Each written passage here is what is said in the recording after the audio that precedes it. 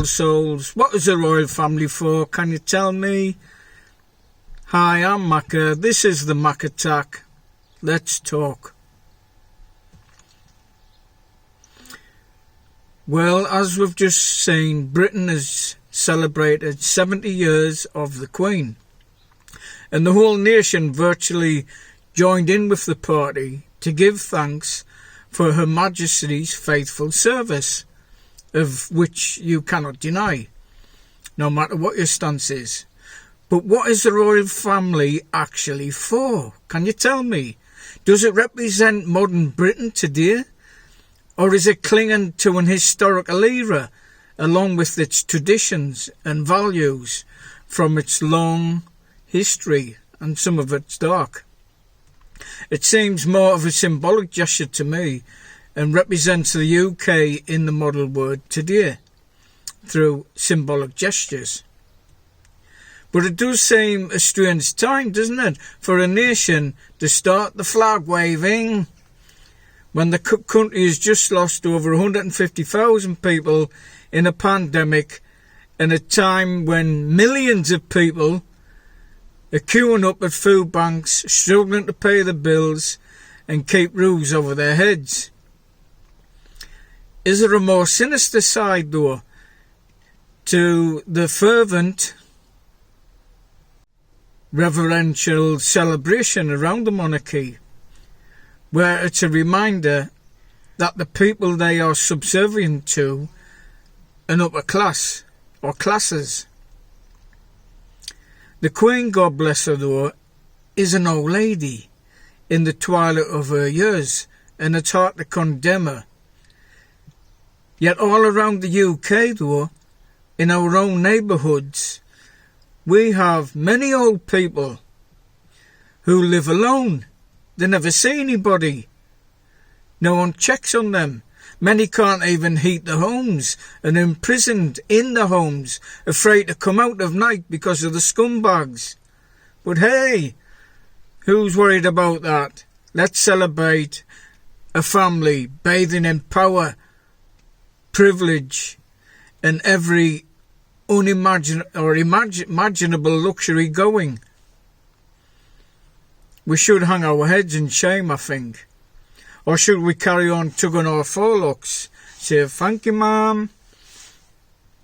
It seems as long as the royal family are okay, then everything else is okay, no matter what's going on. The UK is facing troubled economic times, where all we're seeing is turmoil and uncertainty everywhere, and that's just from the politicians. Never mind us. Many of the population suffering mental anguish and economic uncertainty. And it's not good.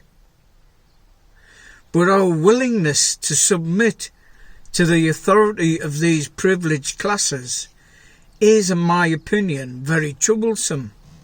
I don't know what you think about it. The 70 years Jubilee, what does Jubilee actually mean? Well, it's got religious connotations. It comes from ancient Hebrew law, where every 50 years a Jubilee year is called a Jubilee year, and it's supposed to represent the restoration of lands, forgiveness of debts, and healing of the people. But I don't see any of that happening amongst the population of the UK, do you? But to be fair, it also means a celebration, and that's what's being taken place, it seems. Have we all been conditioned as we grow up to be submissive to these people in positions of authority, wealth and power? Maybe it's a good thing. Maybe it's not. Answer that for yourselves. This is how our social systems are constructed. And we have many levels of authority in a system where, right from the bottom to the top, everyone submits to someone else above them, all the way up to the monarchy. And while I might question the monarchy and its role in modern Britain, I do have a little bit of a soft spot for Her Majesty the Queen. God bless her. And you have to admire the 70 years service the Queen has undertook. That's her job. And she stuck at it like nobody else, faithfully and with integrity. And you can't knock her for that. So does the royal family epitomise our history and traditions and values? But it's more like a smokescreen to me, to the reality of daily life in modern Britain. Inequality, poverty, and now we're even talking about hungry children among us in modern Britain in 2022. It's incredible. But we still wave the flags. Yay! It's a mixed feeling for me, being British. I, for one, love the Queen for who she is, not what she is, but have another feeling that I want to see our country metamorphose into a more dynamic, loving, caring system, not based on privilege and wealth, where we celebrate everyone, from the least of us to the greatest, and not because of wealth, power and privilege. Our blessed Queen will be gone in a few years, God bless her. But I think what will die along with her is those rose-tinted glasses that many of our fellow citizens have about the United Kingdom. It's ironic that it's the working classes who support the royal family. They are the ones cheering and waving the flags, along with the normal middle classes, with a reverential fervour in some cases.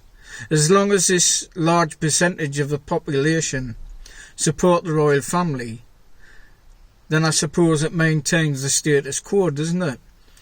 Along with those institutions we spend a lot of time complaining about for the rest of the year. Nations seem to need symbolic gestures to hide the truth of what's going on in the countries. Countries like the US virtually worship the flag.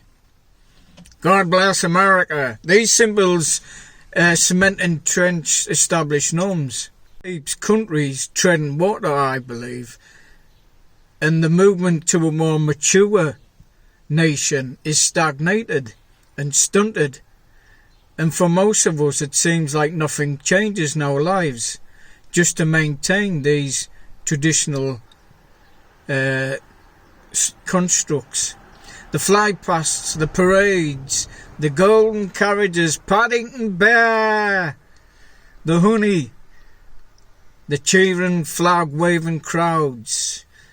It makes it look like a fairy tale, a storybook, a one like we used to read, or our mum and dad used to read us when we were 6 years old. Do you remember them stories? Is that its purpose? To keep us in that childlike state of servanthood? And in that moment, our life in Britain, it seems oh so wonderful, even magic. And we forget the drudgery and the hardships of everyday life. Is that what the royal family are for? A moment's escape from reality? Is that what it takes?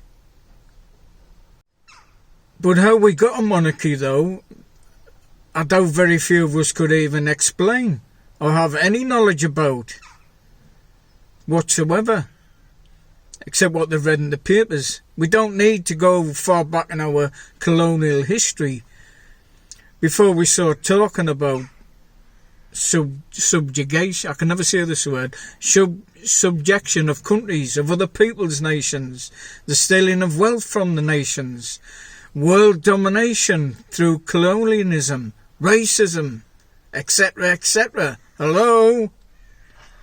It's all been pretty crazy stuff. But the heirs are waiting in line for their chance and opportunity to take over the reins and put on that crown.